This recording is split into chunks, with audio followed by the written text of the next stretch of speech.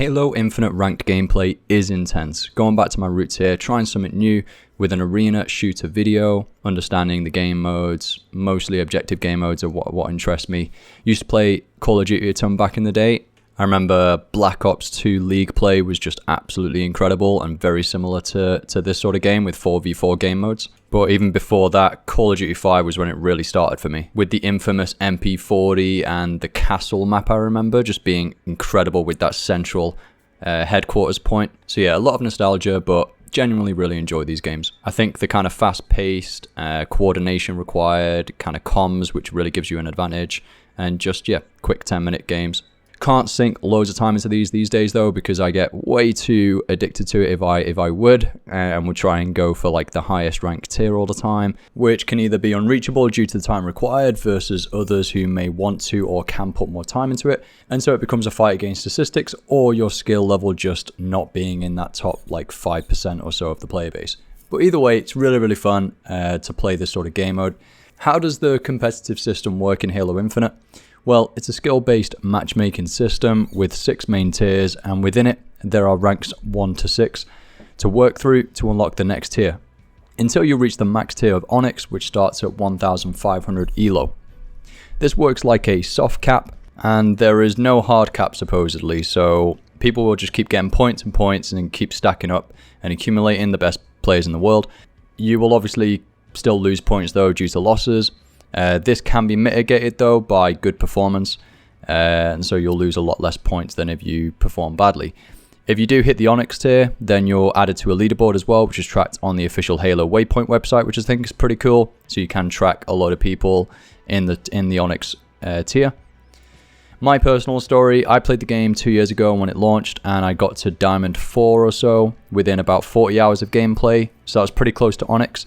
I've came back to the game now, 2 years later, due to all the hype around the new season, how they've made a lot of changes, and it's actually now supposedly a pretty good game to play now competitively, and well, just in general as well, casually through the playlists.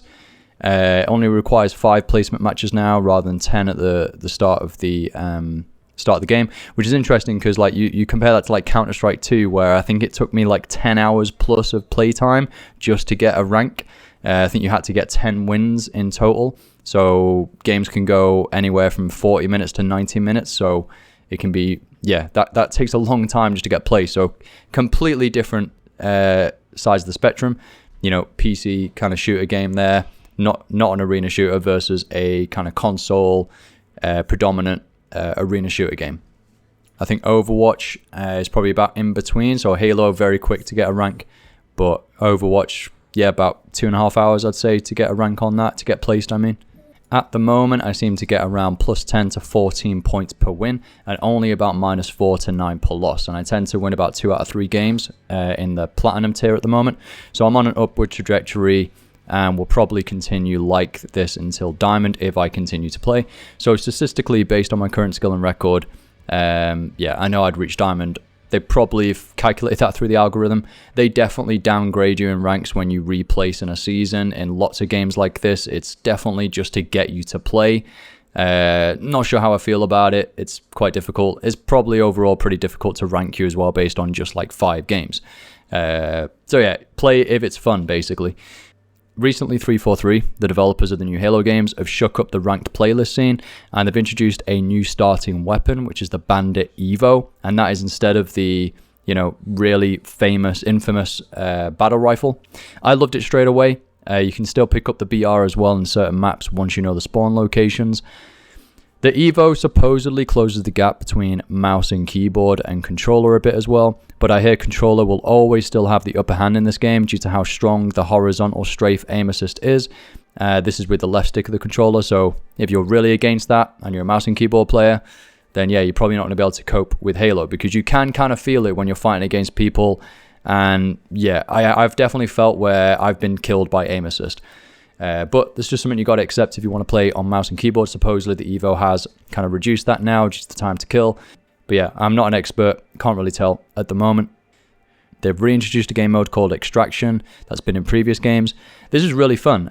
Players must deploy and protect extraction sites at different locations on the map to score points, and the team with the most points wins, basically. Really fun though. Honestly, the Halo trademarked game modes are extremely well done, such as Oddball, where you need to hold a skull. When you hold it, you accumulate points. You get killed, you drop the skull, other team needs to pick it up to accumulate points. Really cool. Stronghold, which is very similar to Control on Call of Duty, is also a fantastic game mode. Genuinely, they have great objective-based game modes. However, there seems to be more maps with the Slayer, which is the traditional team deathmatch within the map pool, which frustrates me a bit, as I'd prefer to play more objective-based matches on the ranked arena playlist. This leads me on to my favorite playstyle in these arena games, which is objective play. What sort of arena shooter playstyle do you prefer? Do you like to be the Slayer getting all the kills, or do you like to play the objective and get the capture points? I remember back in Call of Duty days, Headquarters and Hardpoint game modes were my favorite. I used to just throw myself onto those protection points, try and protect myself from grenades and try and hold points as long as I could. There does seem to be a matchmaking problem in Halo Infinite though, which I see sprawled all around the internet. It does seem to have a very, very strict matchmaking system. This has a lot of pros, but also has a lot of cons to it as well. The problem lies with this also, though, carrying over to social playlists. I think that's the biggest bugbear for me as a personal player. I don't know, it's pretty clear cut for me. I think ranked playlists should be skill-based matchmaking, but then non-ranked playlists like casual ones, why don't they just leave that open? It used to be like that back in the day in the early classic Call of Duty games, and it worked really well. And at the end of the day, they are casual, so yeah, why not? I don't know if it's like the developers are afraid of people who are going to get stomped by other players, but it works both ways. You know, it's just random. I think that's like the fun of it. It's just you have no idea what you're going to get. Whereas the ranked games, they're like playing an MLG tournament match every single game. It's very, very tight. It's usually like 1 point in it in most games. And that can be really fun, really intense. So I think it works for ranked, but not for social playlists. There are 2 region options when you're searching on this game as well. You can have expanded or local.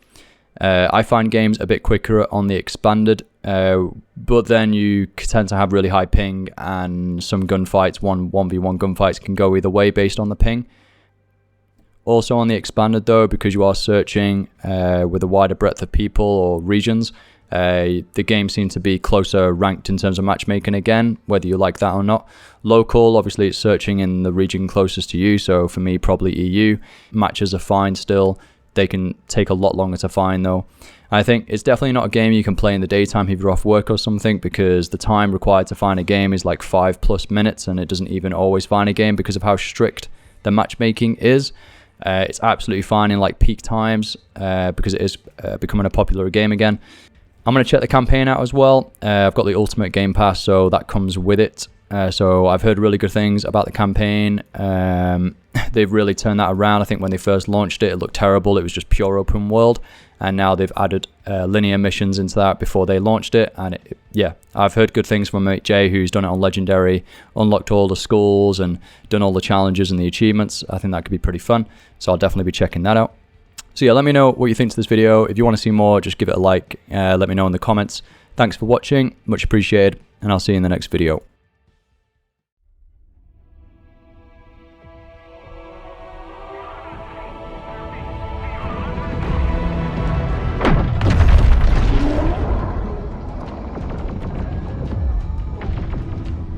Would you humor me?